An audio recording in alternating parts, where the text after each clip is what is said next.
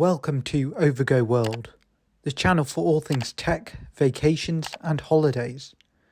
Remember to subscribe so you don't miss any of the latest videos. Welcome to today's video. Today we're going to be looking at the Kindle Scribe fabric cover. So you may have seen our other video where we looked at the actual Kindle Scribe itself. Now we're turning to the actual cover. So just purchased this. As it says on the back cover, it only fits the first generation Kindle Scribe, and it's one of the limited versions of covers which Amazon have released for the new Kindle Scribe. So let's just open this up, see how it looks. And as you can already see on the back cover, it's intended in two ways. One, to just be a cover for the actual screen of the Kindle, and then secondly, also if you want to sort of tilt it into a different position. Let's open it up and see what it's like. So just opening this up.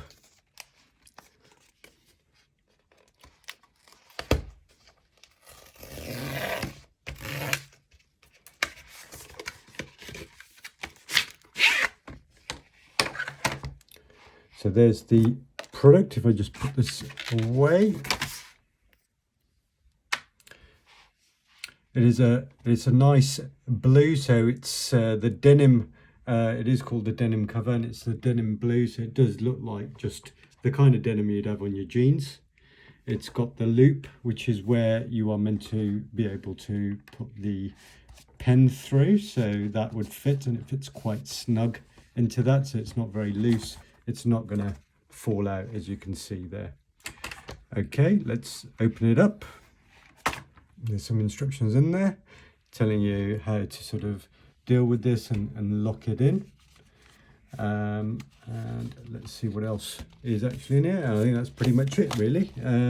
It's telling you how to affix it here. Just put the Kindle Scribe to lock into the two ports on the bottom. So I've got this. I'm going to turn this the other way around. So what you'll do is you will have the pen itself on the top, and then you put the Kindle Scribe so that it will fit into there, that the back of the Kindle will fit the actual little rubber nubs on the back, that they will actually just fit into there. So that's it. It's slotted in. Close this up.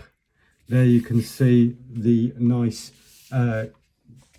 Kindle logo as well, to let you know that's what this is, and that's attached.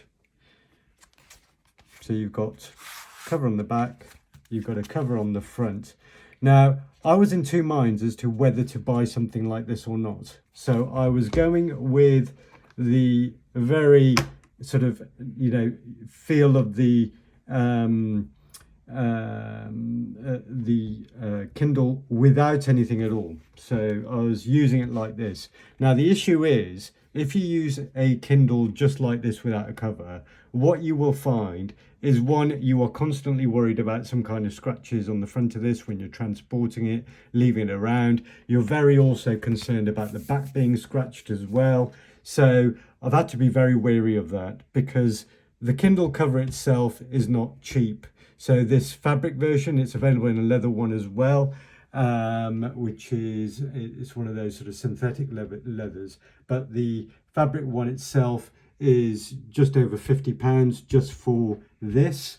So you might be thinking, is it actually worth it? Now, the reason why I think you are going to need a cover is, having been with this, I've just not felt comfortable being able to use the Kindle on the move or putting it around the house without thinking, okay, it's going to be scratched. The other thing is that with the Kindles, those of you who have got your mobile phones, particularly the iPhones, if you use those without a cover, you'll notice how slippery they are. And it's a similar kind of thing with this, that you do sometimes feel, okay, I need a bit more grip. So just putting this back again into this, and it's quite useful that it's got the sort of raised corners there to just help you find those nubs at the back and put it in. It just means that, one, I'm a lot more comfortable leaving this lying around on the table now, because I know the back's not going to get scratched. I know something is not going to get scratched on there if I put this in my bag and I just place that in there. Also, the pen's not going to get lost in here because, as I say, it's quite a nice snug fit. When I put it on the side, although it's magnetic, I'm again just conscious about the fact that I may lose it and may fall out, where it just feels a lot more sturdier here. In the actual cover itself, it has got these two grooves there, which are what they've been sort of showing on the cover. I don't think I'm going to probably be using that kind of effect there, but that's meant to be sort of bending this back. So just bending this back, a bit like you'd have with the sort of iPads to actually put it into a sort of raised state. I don't know how useful that's going to be, because I'm personally not going to be writing on it in that kind of form. I'm going to be writing it on flat. So this, I guess, if you're reading and you're swiping, it might be useful that you don't have to sort of hold it at that angle. That's where I might see it a bit more useful for, but I probably will not be making that kind of use for it. The use I'm more likely to make for it is just having it, folding it straight over the back and just putting it flat and then using it like that, knowing that the back is not going to get scratched. Now, the only thing you have to be wary of when you do that is when you do put it at the back like that, if you fold it completely over, is if you've got a dirty surface there, that's all going to go onto this and it's going to go on there. So the other option obviously is that you don't fold it all the way back and you have it open. Obviously it's going to require more desk space if you go with that. But just folding it up again, just using it like this, you know, I've got it there 90 degrees. It's not falling out. It's not falling out there as well. Let's try the test of just flipping it completely over to see if it's going to fall out like this. And without risking smashing my Kindle, I'm just going to do it over here. I'm just going to hold it there. And yes, it will fall out. So it's not going to hold it in a 90 degree like that. But that's not really the intention of this. You shouldn't really be doing that. The whole point is you just want a cover which is just going to give you some safety when you're putting it down on a surface, that you're not scratching the back. A cover which, when you fold it up, it's going to look after the screen. And also just something that when you're actually holding it, it gives you a bit more grip. So when I'm sort of flipping that over and I'm holding it there, it feels sturdy. The other thing is with the Kindle, because it is, you know, a fairly weighty device, and I know there are some third-party products out there that you could sort of use as well for the Kindle, but my view is I don't want to be adding weight to this.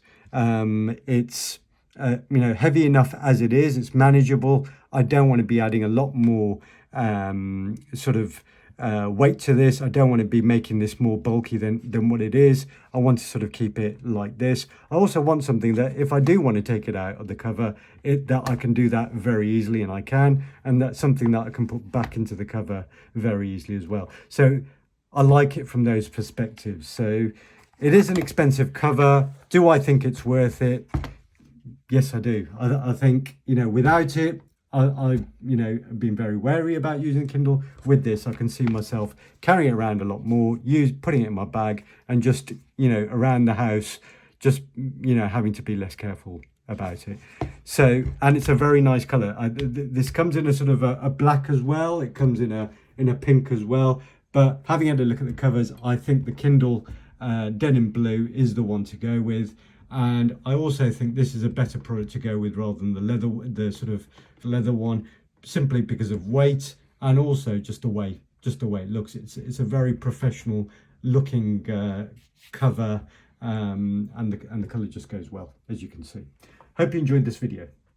Thanks for watching, and as always, please hit the like button and subscribe to the channel if you enjoyed this video.